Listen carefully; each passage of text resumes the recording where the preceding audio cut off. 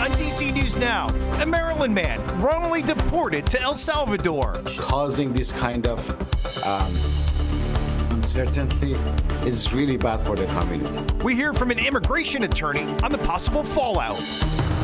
Thousands of workers fired across the DMV. Many waited in long lines just to find out if they'd lost their jobs with the Department of Health and Human Services. We had a drier day today to kick off April, but we'll let you know when rain will return to the forecast. How are we supposed to teach our children and learn not to repeat the same mistakes of history? A president's executive order to remove what he calls anti-American ideology in museums, including the Smithsonian. We're live with concerns about erasing the past. You're watching the station covering all of the DMV. This is DC News Now.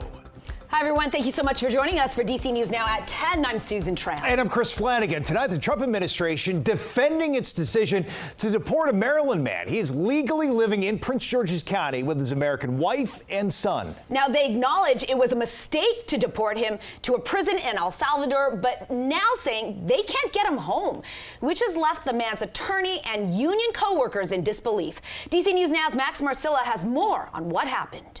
This is the Beltsville, Maryland neighborhood where Kilmar Abrego Garcia lived. He was nearby after just picking up his 5-year-old son from his grandmother's house a few weeks ago when ICE agents arrested him. And just days after that, the Trump administration says it mistakenly put him on a flight to El Salvador. Court filings say Abrego Garcia's wife saw photos of him inside this notorious prison in El Salvador, and she identified him through tattoos and 2 scars on his head. She's now suing the Trump administration. This individual who was deported to El Salvador and will not be returning to our country was a member of the brutal and vicious MS-13 gang. The administration is defending the removal, even though in a court filing it admits it did so through administrative error. An immigration judge previously ruled Abrego Garcia should not be removed to El Salvador. He had left the country because of gang violence and attempts on his life. Guy who lives in my state, married to a U.S. citizen, with citizen children, he's stuck with the dictator of El Salvador. As Abrego Garcia's attorneys work to bring him back, the Trump administration says the courts don't have the authority to do so since he's no longer in U.S. custody. His attorneys are also saying he has no ties to any gang, writing, "The U.S. government has never produced an iota of evidence to support this unfounded accusation." Causing this kind of uncertainty is really bad for the community. Abrego Garcia worked as a sheet metal apprentice and was a union member. His union's president condemned the deportation, writing in a statement, "Brother Kilmar was literally helping to build this great country. What did he get in return? Arrest and deportation to a nation whose prisons face outcry from human rights organizations." A hearing in Abrego Garcia's case is set for Friday at 1 p.m. Reporting in Beltsville, Max Marcilla, DC News Now. Max, thank you.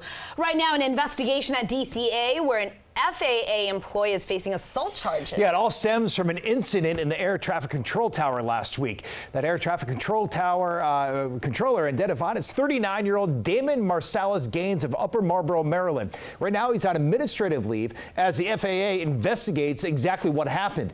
Airport officials say he was arrested following an incident at DCA Thursday. Gaines is charged with assault and battery. Now, former airline pilot Keith Mackey says the air traffic control tower is already a high-stress environment, especially in a complicated, busy airspace like DCA. Controllers now, because of these recent accidents, near misses, are under even a lot more pressure than they are normally. The traffic doesn't decrease, the flights increase, so that just adds to the complexity and the stress on the controllers. Now, we did reach out to Gaines for comment, but we have not heard back yet. The charging documents, though, they were not available at the Arlington County Courthouse. All right, let's get a first check on the forecast. Meteorologist Damon Matson in for Janessa tonight on this April Fool's Day. I know. All right, Damon.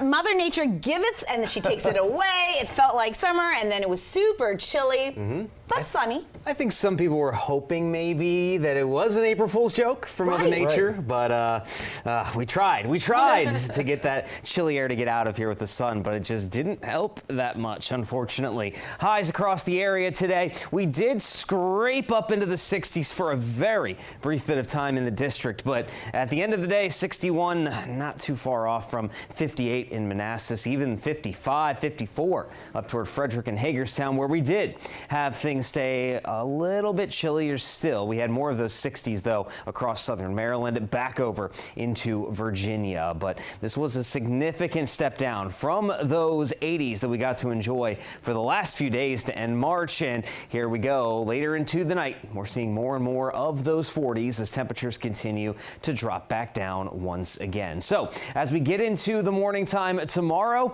well, you'll have to have those jackets again, as temperatures will be back in the 30s and 40s. We'll see those breezy winds return, but they'll be in a different direction, east-southeast. And with that being the case, many of us will wake up to a much more gray skies. Clouds will be back, but will this cloud cover tomorrow lead to any additional rain? We'll have a full look at your forecast coming up here in just a bit.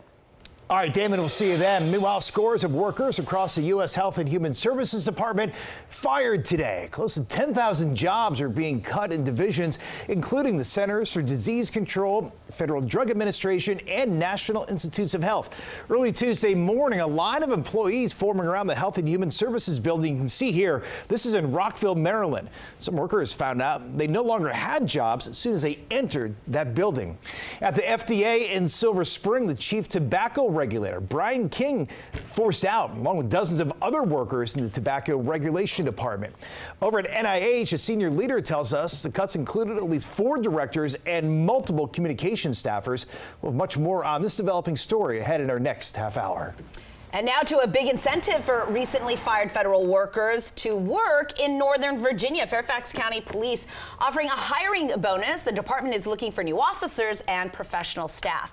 There is a $15,000 hiring bonus for new officers. The department, though, also looking for skilled professionals in crime analysis, parking enforcement, and as investigative aides. You can find all the details as well as the whole list of benefits on our website, dcnewsnow.com. Now to some major changes that could be coming to the Smithsonian Museums. President Trump's latest executive order is to remove what he calls improper ideology. Yeah, historians are pushing back, so are tourists. DC News Now's Daniel Hamburg live tonight at the National Museum of African American History and Culture. And Daniel, the president specifically targeting that museum. So what are visitors telling you about these changes here?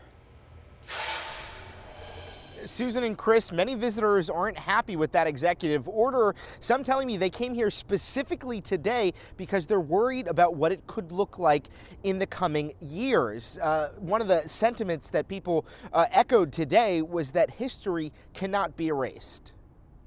In his latest executive order, President Trump said the Smithsonian Institution has come under the influence of a divisive race-centered ideology that portrays American and Western values as inherently harmful and oppressive. Executive orders do not erase history, and I think we as a culture have to acknowledge our differences. Our differences make us stronger. Many people visiting locally and from around the country don't agree with the order. He can't rewrite history. He's trying to tear things up. Historians are strongly pushing back. It's a misrepresentation of the high-quality research and scholarship at the Smithsonian. James Grossman is executive director of the American Historical Association. I don't see how the Smithsonian can be considered anti-American. I don't see how you can argue that the Smithsonian is doing anything other than good history. For a homeschool group from Georgia, the National Museum of African American History and Culture was a must-see. We're so grateful we're coming right now because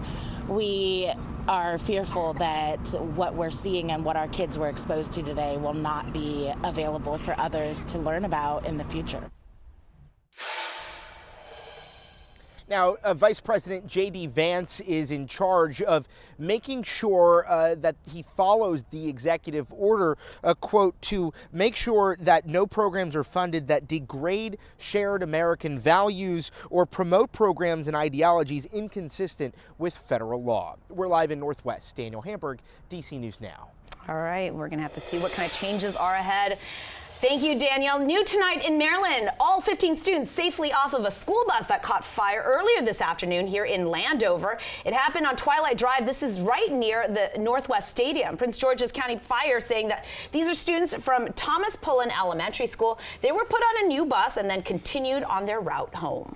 Well, in Virginia, lawmakers are now considering and proposing an amendment that could restrict social media time for kids under the age of 16. Governor Glenn Youngkin, though, wants lawmakers to increase the age to cover all kids under 18. He also wants to allow parents to disable certain features that allows the auto-playing of videos and infinite scrolling. There is bipartisan support for this amendment. Looking out for kids, right? Looking out for their academic progress, looking out for their mental health. I think anytime we're giving parents more say over what's going on in their children's lives, particularly in the content they're consuming online, I think that is a very, very good thing. The General Assembly meets tomorrow, so if they accept all of the governor's changes, the new law will take effect in January. But if either chamber rejects them, then the bill will head back to Governor Youngkin for his consideration.